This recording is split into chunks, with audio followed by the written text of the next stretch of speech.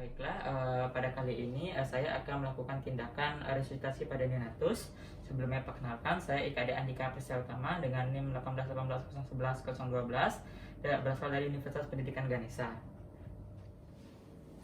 Baiklah, sebelumnya yang pertama kali kita lakukan itu adalah mengetahui informasi tentang mengenai neonatus atau bayi, di mana di sini kita bisa mengetahui dari kasus apakah bayi itu cukup bulan atau tidak. Nah, di sini yang bisa kita ketahui itu adalah bayi itu nggak cukup bulan. Nah, di mana langkah selanjutnya itu kita memperkenalkan diri pada keluarga dari bayi atau neonatus. Sini kenalkan Bapak, saya Dr. Andika yang bertugas pada pagi hari ini. Di sini saya akan membantu persalinan dari bayi Bapak.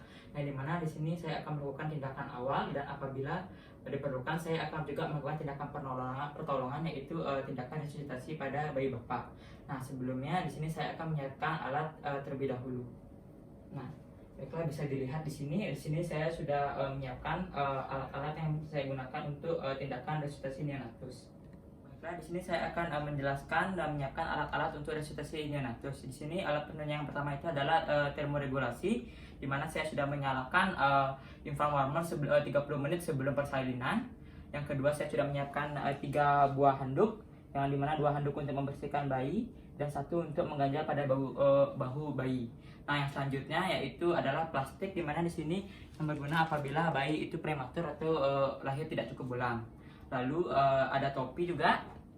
Lalu saya juga sudah menyediakan inkubator transport dan juga lampu untuk menghangatkan bayi.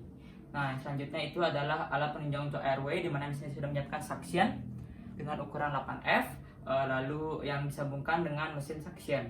Selanjutnya ada alat penghisap dengan tekanan 80 sampai dengan 100 mm Hg, lalu ada meokanal aspirator, lalu ada balon penghisap, selang ETT dengan nomor 3,5 karena pada kasus berat bayi itu adalah 3000 gram, lalu ada laringoskop, blade lurus. Yang selanjutnya itu adalah alat penunjang untuk breathing, yang dimana di sini saya sudah menyiapkan BMS, yaitu balon mengembang sendiri ditambah dengan PEEP, lalu ada sungkup bayi dengan cukup bulan ataupun prematur, saya sudah siapkan ukurannya, lalu ada neopuff, lalu ada oksigen air dan oksigen blender. Sini selanjutnya adalah alat penunjang untuk circulation, yang dimana yang pertama itu adalah squid 10 cc sudah saya sediakan, lalu ada squid 1 cc, cairan D10, habis itu NaCl dengan kadar 0,9%, lalu ada infus set mikro seperti ini. Yang selanjutnya ada neofanflon, lalu ada persiapan kateter umbilikal, yang dimana itu adalah terdiri dari umbilical kateter, 3-way, squid 10 cc, betadine, lalu ada duk steril, lalu juga ada mesh, lalu ada kasa steril, lalu ada handscone steril yang sudah saya siapkan. Nah, yang terakhir yaitu ada obat-obatan, di mana obat-obatan itu saya menyiapkan epinefrin dengan 1:10.000, dimspuid dengan 10 cc. Nah, lalu alat-alat penunjang lainnya itu seperti stetoskop yang sudah saya siapkan, lalu ada alat saturasi oksigen, lalu ada glukometer, lalu dan juga ada stopwatch. Baik, yang selanjutnya di sini saya selanjutnya akan melakukan tindakan cuci tangan, di mana sini saya akan melakukan tindakan 6 cuci langkah sampai dengan ke siku, lalu menggunakan handscone steril, lalu ada apron, dan terakhir menggunakan masker.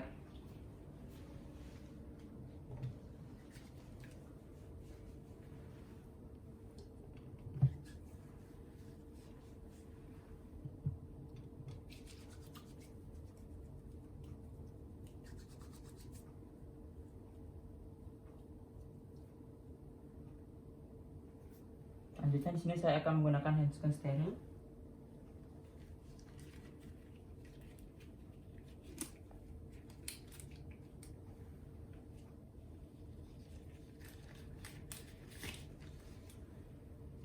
Baik, selanjutnya di sini saya akan menggunakan apron.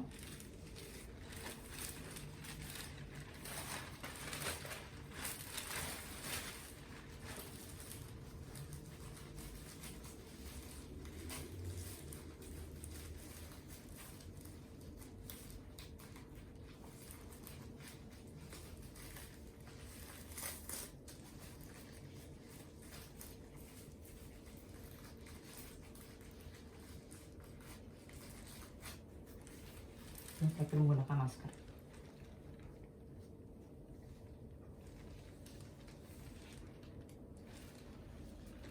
Nah, di sini selanjutnya di sini saya akan bertindak sebagai penolong, di mana saya akan yang melakukan monitoring, lalu melakukan pemberian ventilasi, lalu terakhir pemberian kompresi. Nah, di sini pertama-tama yang mesti kita ketahui adalah kita bisa melihat sini bayi apakah dia menangis atau tidak. Nah, di sini pada yang bisa kita lihat di sini bayi tidak menangis, di mana selanjutnya saya akan menyalakan stopwatch terlebih dahulu. Nah, selanjutnya setelah menghidupkan stopwatch, di sini saya akan meletakkan bayi pada informer yang sudah saya hidupkan 30 menit sebelumnya.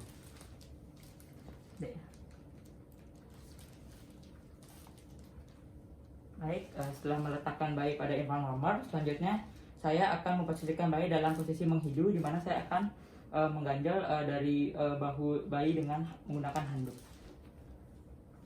Ya. Baik, sudah posisi menghidu, yang dimana selanjutnya di sini saya akan membersihkan lendir dari si bayi dengan menggunakan suction. Di sini kita suctionnya, lalu kita hubungkan.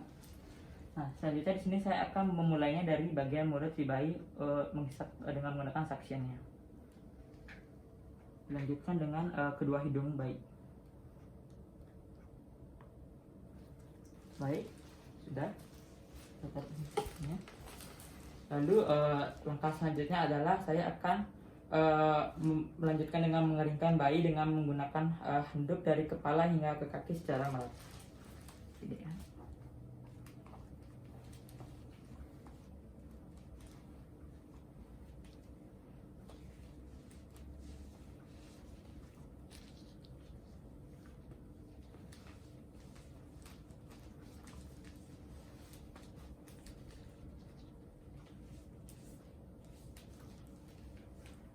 Lalu selanjutnya saya akan mengeringkan bayi dari bagian punggung, lalu juga sambil memberikan rangsangan taktil pada bayi.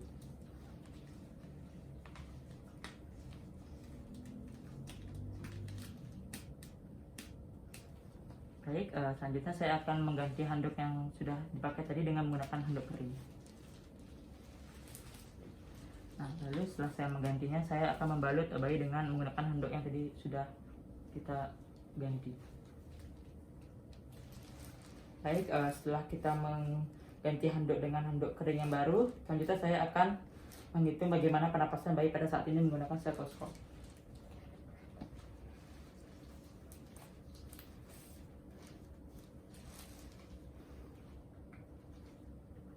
Nah, di sini sambil menghitung nafas dari bayi, saya juga akan menghitung denyut jantung bayi dengan menggunakan stetoskop juga, dengan menghitung waktu selama 6 detik dengan menggunakan ketukan.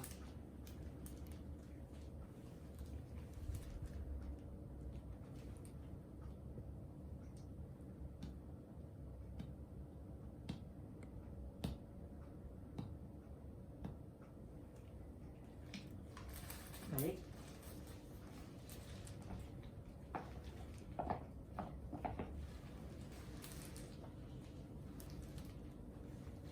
Dari hasil pemeriksaan tadi, saya menemukan denyut jantung bayi itu sekitar 6 kali dalam 6 detik, dimana itu artinya adalah 60 kali per menit. Nah, lalu untuk warna dari kulit bayi sendiri, di sini saya melihatnya pada ekstremitas itu agak terlihat pucat, dimana di sini menandakan bayi itu tidak bugar. Nah, di sini saya akan menjelaskan dimana jika bayi itu bugar. Di sini bisa yang kita lihat kalau bayi itu bugar itu usaha nafasnya itu baik, lalu juga tonus ototnya baik, lalu frekuensi jantungnya itu lebih dari 100 kali per menit. Nah, jika bayi itu dalam posisi bugar, maka akan dilanjutkan dengan membersihkan mulut, lalu lanjutkan dengan perawatan rutin. Namun, jika bayi tidak dalam keadaan bugar, di sini kita bisa memasang laryngoskop, lalu hisap dengan menggunakan mekaneal dari aspirator, lalu yang disambung dengan mesin penghisap. Nah, di sini yang bisa kita lihat pada bayi itu frekuensi jantungnya itu 60 kali per menit, dimana itu kurang dari 100 kali. Lalu juga pada ekstremitas kita dapatkan kulitnya itu juga pucat, lalu nafasnya juga tidak terlalu spontan. Nah, di sini selanjutnya saya akan melakukan penghisapan dengan menggunakan suction.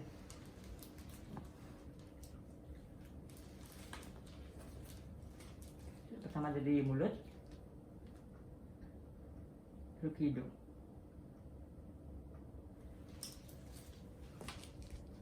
Selanjutnya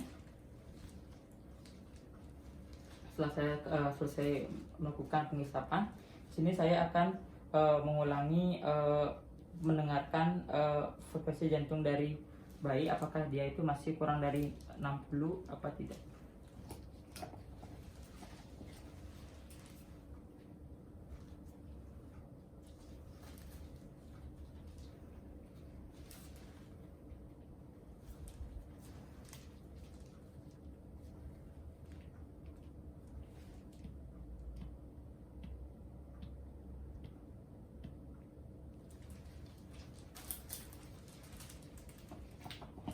Baik, pada hasil didapatkan masih 60 kali per menit, dimana itu artinya pasien harus diberikan bantuan VTP atau ventilasi, dimana selanjutnya saya akan melakukan tindakan VTP.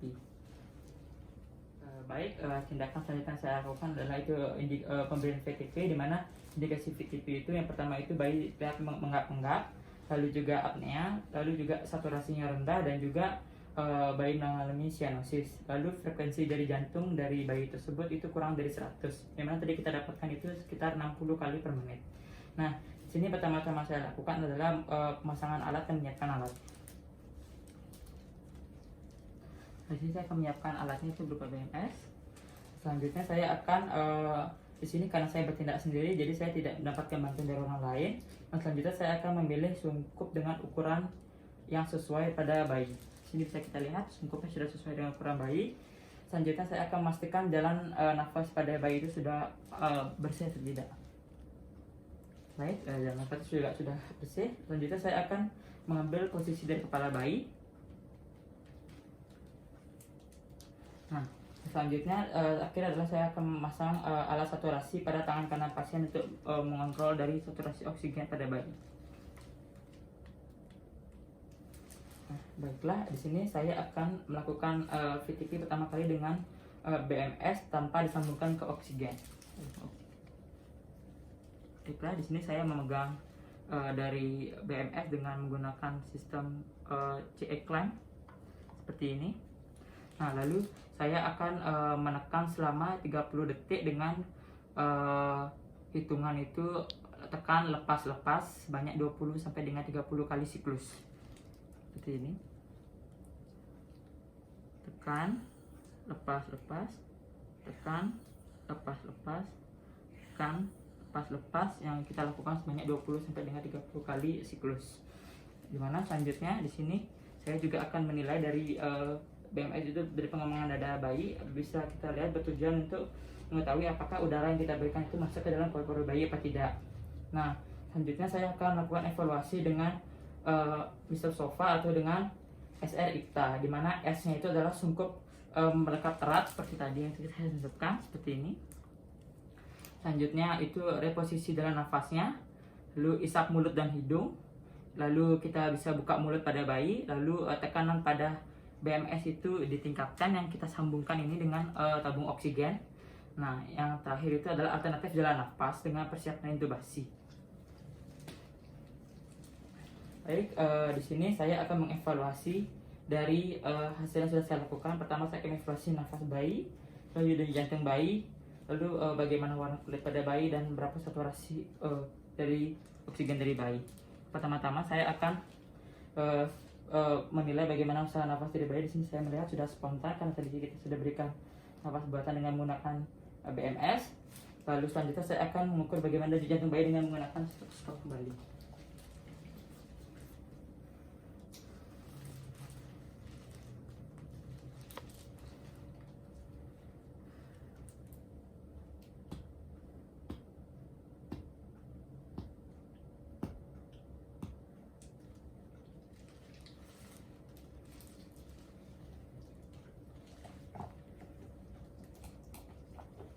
Baiklah, dari hasil pengamalan dari saya dengarkan, denyut jantung bayi itu sudah meningkat, di mana dari 60 itu menjadi 100 kali per menit, yang mana itu sudah normal. Lalu bagaimana pemisahan dari warna kulitnya, di sini saya juga sudah melihat pada ekstremitas bayi itu sudah mulai kemerahan.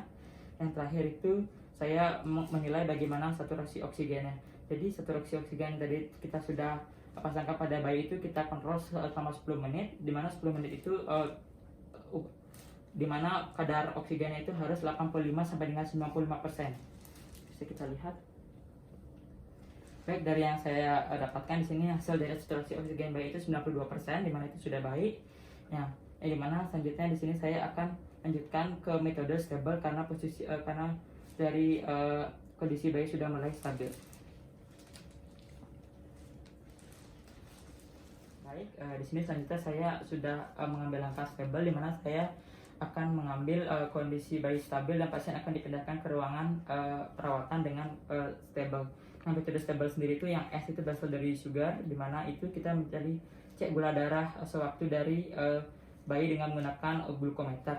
Nah, target yang kita harapkan dari bayi tersebut adalah 50 sampai dengan 110. Lalu ada T, di mana T itu adalah termoregulasi. Di situ kita mempertahankan suhu bayi itu agar tetap antara 36,5 derajat sampai dengan 37,5 derajat Celcius. Lalu ada airway. Benak airway itu adalah kita memastikan dari airway pada bayi itu tetap lancar atau clear. Lalu ada B, blood pressure, di mana sini kita cek perfusi bayi bila ada dengan manometer, dan jika tidak ada kita bisa menggunakan tes menggunakan cek CRT. Di sini saya akan menggunakan cek CRT pada bayi.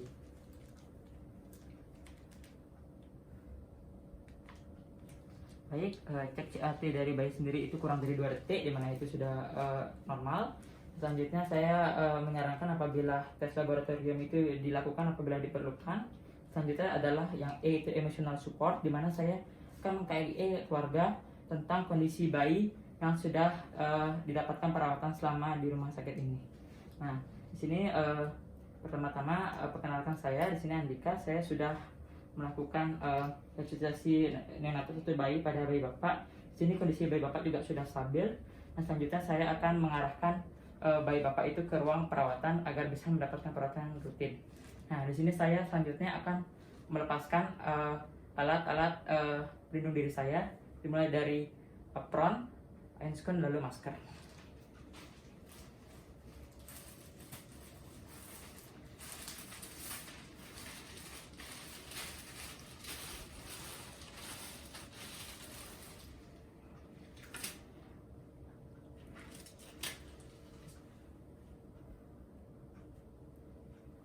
Lalu yang terakhir saya akan kembali melakukan tindakan cuci tangan.